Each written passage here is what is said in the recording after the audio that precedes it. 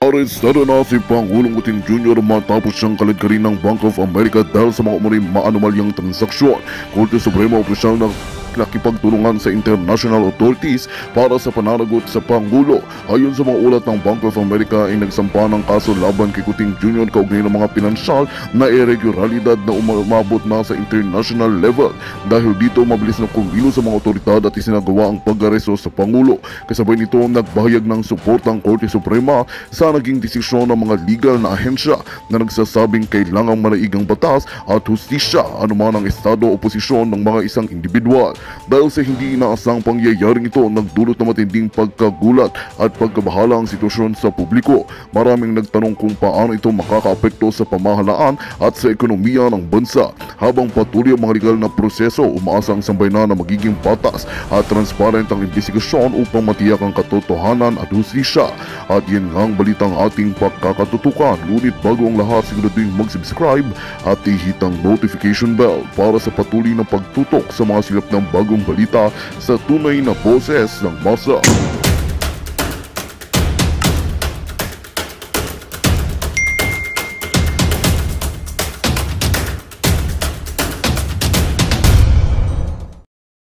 Wala pa rin binibigay sa amin. Kaya nung nagtanong nga ako sa DSWD na budget, actually binawasan ng DSWD na budget. Pero andun pa rin si AKAP. Kailangan ko ng detalye paano nangyari yun. At wala pa naman in writing na yung hiningi kong sagot. Kaya basta hanggang ngayon, hindi po ako sang-ayon sa AKAP. Dapat baliwala yung offer nila na may parte ang mga senador dyan. Dapat dinis-own namin yan. Kasi yung 4-piece program natin na para sa poorest of the poor, meron pa pong waiting list yan. May waiting list yan. Bakit tayo nag-iimbento ng ibang programa na AKAP para daw sa mga not poor, may mga trabaho pero tinatamaan ng high inflation. Problemahin muna natin yung poorest of the poor. May waiting list doon. Doon dapat binibigay muna ang pera. So, Senador, well, we are glad na andyan kayo, na nasa minority, pero dadalawa lang kayo. Ba't pumayag ang Senado ho dito? Bakit ba? Hindi ho namin maarok. Kaya nga po, bicameral tayo, at least may check and balance within Congress. Ano ito nangyayari?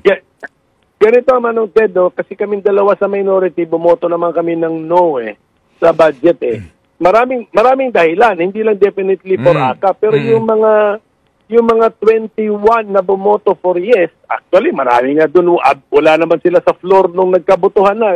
Pwede bang ma-interview nyo na rin? Ano bang dahilan nila para malaman na rin namin? Ano bang dahilan nila? Ano bang dahilan na bakit hindi namin sila makumbinsi? Kung papayag sila magpa-interview. Ganun ba ang problema ng media? Okay, sige. Okay. Sa isyong ito, di po ba, Senador? Senador, ito ho, no? So, nag-hearing kayo ng katakot-takot, ang haba ng inyong mga pagdinig, ang dami ho ng mga presentasyon ng mga departamento rito. At the end of the day, sino ho nasunod rito sa desisyon na ito? Ito ho yung listahan namin, ang mga binawasan ng budget, dinagdagan ng budget, at mga isiningit na budget. Well, hindi ko pa masabi kasi meron kasi ako information nakuha na restore daw yung ibang budget to the NEP level, so sinunod nila yung executive branch, pero marami din naman akong pinpoint na mga nagbabaan. So si Department of Education bumaba. DSWD bumaba. Doon lang ako nagtataka, bumaba, pero ang AKAP nandiyan pa rin. So sinong binawasan? Delikado kung binawasan pa yung 4-piece, yung program ng poorest of the poor. Yun po sana ang dinadagdagan kasi nga ulitin ko, may waiting list doon. So, hindi ko pa masabi kung sino ang winners or losers dito. Ang akin lang point is pagdating sa constitutional principles, para sa akin, talo tayo rito. Pagdating naman sa transparency in budgeting, talo pa rin tayo rito kasi wala rin So yung progress sa technical working group, follow-up na ako ng follow-up. Nagpadala na ako ng staff doon. Wala, hindi siya makapenetrate kung ano yung nangyayari. Yung pag-zero nga sa PhilHealth sa final BICAM report na lumalabas, hindi naman dapat kung balak i-zero ang PhilHealth, sa technical working group pa lang, dapat sinasabi na yun. Para meron ng advance warning ang mga mambabatas na yan ang mangyayari. Di baliwala rin yung big panel to big panel, para rin naging small panel, mas masama pa. Kasi hindi pa mga mambabatas yung technical working group na yun. Senator, kami po'y lubos na nalulungkot at nababahala dyan sa inyong pahayag na kung kayo mismong senador wala pong access dito po sa paghimay at paglalaan ng pera ng bayan, paano pa kami? Correct, walang improvement. Kung akala natin dati big panel to small panel, maraming umangal, nag-object. Ngayon, big panel to big panel, pero may technical working group sa gitna. Walang improvement. Yan lang ang masasabi ko. Wala namang improvement. Kasi ang improvement na hinahanap natin is the flow of information. Yun yung hinahanap natin. The flow of information na ito yung plano, ito na yung papunta na dyan, ito na yung consensus, papunta na dyan. Wala rin Pag ikumpara mo yung dalawang proseso, it's the same thing. On the last day pa rin malalaman na expected ka ng pumirma ng BICAM report, expected ka ng bumoto ng yes or no. So wala ring improvement. At least kami, dinaanan namin sa legal, Dr. Leachon, PMA, we're doing our best because... Yes, Dr. Perez, Yes po, gusto ko lang isusog na ang mangyayari po ngayon kasi magdadagdag ng benefit packages ang PhilHealth.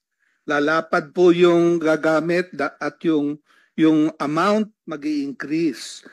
So medyo kung nakita ng ibang bansa, Colombia, Mexico, pagkataasan mo ang benefit package at nandun po ang mga may hirap na nakakakuha ng benefit, tumataas ang utilization. So you will expect po na tataas ang need for the premium. So I think medyo tama si Secretary Ted Herbosa na wag munang siguro pag-aralan talaga kung magbabawas ng premium. Ngayon na magdadagdag kayo ng benefits, no? Alam ko ang kailangan na may reserve fund kasi ang PhilHealth requirement, which should be at around 300 to 350 billion. Siguro yung excess doon, yun po yung talagang pwedeng. Pero once bumaba na naman sa 300 billion, magkakaroon. So siguro pag-aralan po talaga yung premium. Kinumpute na rin namin yun before Sige nag-bounce off na rin naman kami ron. We're willing to take the risk because at any rate, national government can give a subsidy to the PhilHealth kung talagang mayanig sila. But I think nag-computation naman tayo ron na they will survive. Ngayon, we have 9,000 case rates. Across the board kayo na 30% sa SONA in-announce. More than 30 ba ang plano nyo ngayon? Senator, I mentioned earlier, we were in Congress a week ago, no? So I mentioned to Kong Stella, we're looking at an additional 50% almost across the board before the year ends. Now, in line with that, maganda po kasi, Senator, yung sinuggest ni Kong Stella. Sabi niya, it might be better to look at the top 10 most common, which is also highlighted by Dr. Lechon. No? So we look at the top 10 most common diseases based on mortality and morbidity. Anyway, Senator, that top 10 comprises almost 80%. Eh. So parang ganun na rin yan. Iba lang yung language, pero parang across the board na rin yan. No? So we're looking at that, Senator, and I think it's safe to assume maybe within, not even year-end, baka mga 30 to 60 days, we can come back already with good recommendations po and eventually implementation po. The President announced in his SONA 30%. Yes, so, that's implemented already last, okay. Sorry, Senator. That's implemented already last February 14 po. Okay. And the 30% almost across the board so po. We now have a new level and then, hindi naman siguro 50% of this new level. So, i-add nyo lang yung 20 plus 20% hindi from po, the previous 50% level. in addition po. In addition to the 30 po, hindi total po. Talagang very aggressive kami po. We're really gonna be very aggressive po. And, but again po, I want to highlight, we're doing all the studies, so I cannot promise anything po, but we're looking at that. Initial findings po, kaya sa mga close to 50% po. Sige po, and then parang nga po yung ang problema tapos yung letting the people know kasi yung nanganak nga sa sidewalk sa Cebu. Bringing up ko rin yun sa plenary namin eh. Nung binabasa ko yung news report natakot siya sa wala daw siyang savings, natakot siya sa kanyang co-pay or contribution niya, di ba?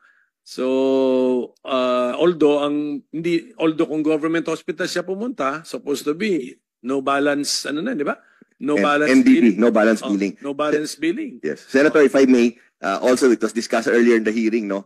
Once we increase the second round of case packages, we will make sure po we're really working very hard on information dissemination, no? All over the country po. So, we hear you loud and clear, Senator. We will address that po. But too late to save 2 lives. Tapos na 2 lives na yung nawala eh. Nawala na nanay, pati bata, patay. So, sa Cebu. So, we feel very bad about that, Senator. That's why we'll just try our best looking forward na lang po. Masama rin pakiramdam. And then, if you notice yung words ni Dr. Liachong kanina, sabi niya rounds. I have a brother kasi who's also a doctor. Pamangkin ko, doctor din. They really do the rounds. 36-hour shifts yung mga yan. Mga rounds sila. So, I joined the chairman. You do your rounds. Tignan ninyo, talagang makikita nyo. And then magano kayo, kahit siguro informal survey kayo kung alam na ba ng tao yung programa ninyo. We shall comply po. Sige, yes po. Sige, you do na lang what you can do administratively kasi the law, I think the law is there. I-review na namin yung law. I mean, na-delegate na nga sa inyo yung mga, ang daming power na delegated sa inyo eh. Pero ganito, Dr. Lechon, as I understand si President Ledesma, 9,000 case rates daw yan. Pero ang 80%, so 80% ng claims doon pa rin sa 10 most common. 10 most common. So kahit across the board ang announcement, alam niya na ang kakain pa rin naman ng fund would be the 10 most common. 80% ng claims doon eh. So siguro na nga so that we do not differentiate na rin. It's an across the board kasi we'll be very if I may, we'll be very clear with our language when we come out with it po, no? And just want to assure you again, kasi we hear you loud and clear po, no? I think we know what we need to do, and we are going to do it, no? So just a little more patience from this honorable committee. Give us a few more months, and we will deliver po.